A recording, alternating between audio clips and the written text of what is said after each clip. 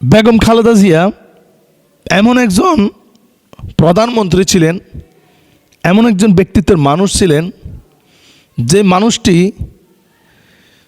আমরা সোশ্যাল মিডিয়াতে যতটুকু দেখেছি কখনো দেখি নাই তার এমন একটা কোনো ভিডিও ফুটেজ যেখানে তিনি মানুষকে অসম্মান করে, কটূক্তি করে, ইঙ্গিত করে কথা বলেছেন।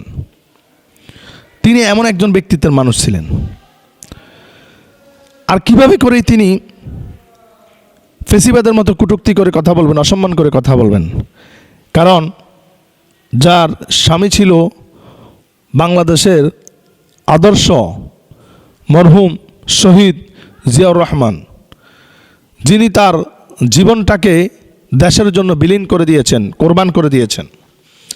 এমনকি বেগম খালেদা জিয়া তিনি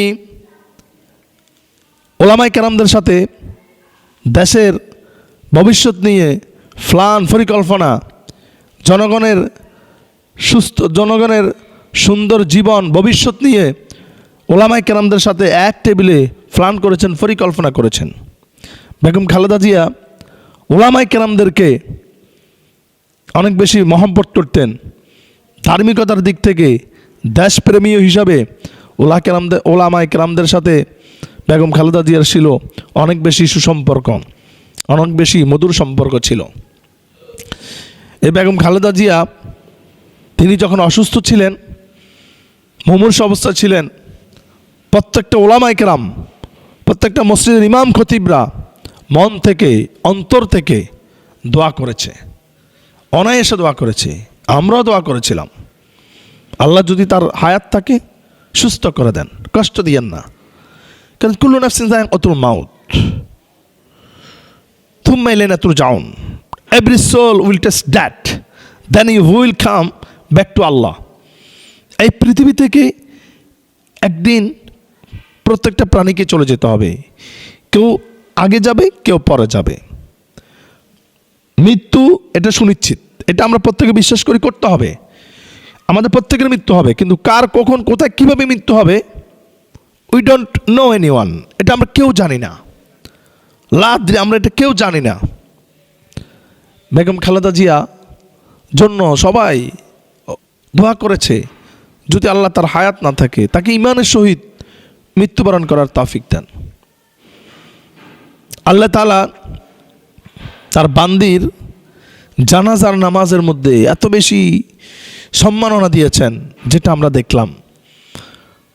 তার জানাজার নামাজে এত বেশি লক্ষ মানুষ হয়েছে, সারা দেশ থেকে, বিশ্ব থেকে, বিভিন্ন রাষ্ট্র থেকে অধিকাংশ মানুষ এসেছে। বাংলাদেশ থেকে মানুষ পিপিলিকার মতো, মৌমাছির মতো ছুটে গিয়েছে। বাংলাদেশের ইতিহাসে এটা রেকর্ড।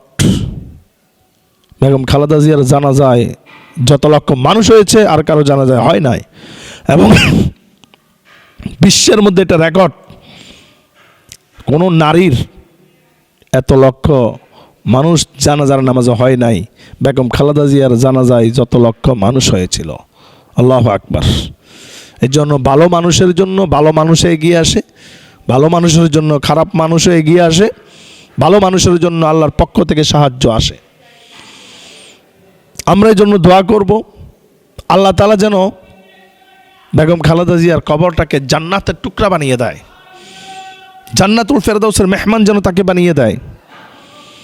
আল্লাহ তাআলা যেন তার কবরটাকে প্রশস্ত করে দেয়, অন্ধকার কবরটাকে আলোকময় করে দেয়, সংকীর্ণ কবরটাকে প্রশস্ত করে দেয়, আযাবের কবরটাকে যেন মাফ করে দেয়। তার কবরের সাথে রাসূলুল্লাহ সাল্লাল্লাহু আলাইহি সাল্লামের যেন রওজার সাথে যোগাযোগের ব্যবস্থা করে দেয়, এবং কি তার কবরের সাথে যেন জান্নাতের ব্যবস্থা করে দেয়। আমরা প্রতিনিয়ত দোয়া করতেছি, দোয়া করব, কারণ তিনি এমন একজন প্রধানমন্ত্রী ছিলেন যার জন্য ওলামায়ে কেরামরা অন্তর থেকে দোয়া করেছে, সকল মানুষ দোয়া করেছে, সাধারণ মানুষ থেকে শুরু করে প্রত্যেকটা মানুষ অন্তর থেকে দোয়া করেছে। ভালো মানুষের কথা মানুষ সবসময় মনে রাখে। ভালো মানুষ মরে গেলে মানুষ আফসোস করে, মানুষ কান্না করে, দুঃখ প্রকাশ করে, আফসোস করে। আর খারাপ মানুষ মরে গেলে, জালেম মরে গেলে, ফেসিবাদ মরে গেলে মানুষ আনন্দিত হয়। মানুষ বলে আল্লাহ সমাজটাকে রক্ষা করেছে, দেশটাকে রক্ষা করেছে। এজন্য আমরাও ভালো মানুষ হওয়ার জন্য চেষ্টা করতে হবে, ভালো মানুষ আমাদেরকে হতে হবে। আমরা দোয়া করছি আল্লাহ তাআলা যেন মরহুম শহীদ জিয়াউর রহমানের কবরটাকেও জান্নাতের টুকরা বানিয়ে দেয়, জান্নাতুল ফেরদাউসের মেহমান বানিয়ে দেয়, অন্ধকার কবরটাকে আলোকময় করে দেয়। তাদের ছোট সন্তান আরাফাত হোসেন কুকু, তার কবরটাকেও যেন জান্নাতের টুকরা বানিয়ে দেয়, এবং তাদের বড় ছেলে তারেক জিয়া তার হায়াতের মধ্যে বারাকা যেন বাড়িয়ে দেয়, এবং কি সেও যেন তার বাবার মতো মায়ের মতো দেশের খেদমত করে যেতে পারে, দেশের নেতৃত্ব দিতে পারে, সাধারণ মানুষের পাশে দাঁড়াতে পারে, দেশের ভবিষ্যৎ জনগণের ভবিষ্যৎ নিয়ে যেন চিন্তা ফিকির করে, যেন পার্শ্ববর্তী রাষ্ট্রের যেন গোলামি যেন না করে, ফেসিবাদের ফা যেন না বাড়ায়, সেজন্য আমরা আশাবাদী। আমরা সোনার একটা বাংলাদেশ চাই। আল্লাহ তাআলা যেন তারেক জিয়া এবং তার পরিবারকে সুস্থতার নিয়ামত দান করে, ধৈর্য ধারণ করার তৌফিক দেয়, হায়াত তাইয়্যিবা যেন বাড়িয়ে দেয়। এজন্য আমরা প্রতিনিয়ত দোয়া করতেছি। আল্লাহ তাআলা ভালো মানুষগুলোকে নিয়ে যান, তার মাধ্যমে আমাদেরকে কিছু জিনিস শিক্ষা দিয়ে যান। এই বেগম খালেদা জিয়া থেকেও আমাদেরকে শিক্ষার অনেক কিছু বিষয় আছে। তিনাকে শত কষ্ট দেওয়ার পরেও তিনি এ দেশকে ছেড়ে যান নাই।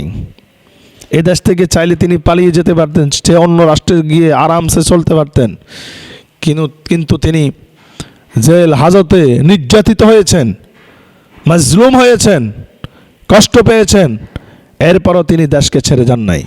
তিনি বলেছেন, বাংলাদেশ আমার আসল ঠিকানা, বাংলাদেশ আমার জন্মভূমি, এই বাংলাদেশকে ছেড়ে আমি কোথাও যাব না। আমি মরলে বাংলাদেশেই মরবো, আমি বাঁচলে বাংলাদেশেই বাঁচবো। আমি বাংলাদেশ এবং আমি বাংলাদেশের জনগণকে ছেড়ে আমি কোথাও যাব না। তিনি কিন্তু এই বাংলাদেশকে ছেড়ে কোথাও যান নাই। এমন একজন দেশপ্রেমিক মানুষ তিনি ছিলেন, এমন একজন ব্যক্তিত্বের মানুষ তিনি ছিলেন। এই বেগম খালেদা জিয়ার কথা মানুষ আজীবন মনে রাখবে, চিরকাল মনে রাখবে। আরেকটা বিষয় হলো, আমরা দেখলাম জানাজার নামাজে ডক্টর মিজানুর রহমান আজহারি, যিনি ফেমাস, ভাইরাল, সুপরিচিত ডক্টরেট, তিনি জানাজার নামাজের পরে বেগম খালেদা জিয়ার খাটিয়াটা কাঁদে নিয়েছেন। আল্লাহু আকবার। শেখ আহমদুল্লাহ হুজুর খাটিয়াটা কাঁদে নিয়েছেন। এখান থেকে বোঝা যাচ্ছে ওলামায়ে কেরামরা, ভালো মানুষ বেগম খালেদা জিয়ার জন্য দুঃখ প্রকাশ করতেছে, আফসোস করতেছে। আল্লাহ তাআলা যেন এই ওলামায়ে কেরামদের জানাজার নামাজের উসিলায় আল্লাহ তাআলা যেন তার কবরটাকে জান্নাতের টুকরা বানিয়ে দেয়। পরিশেষে আমরা এটাই বলবো, আল্লাহুম্মা আমিন।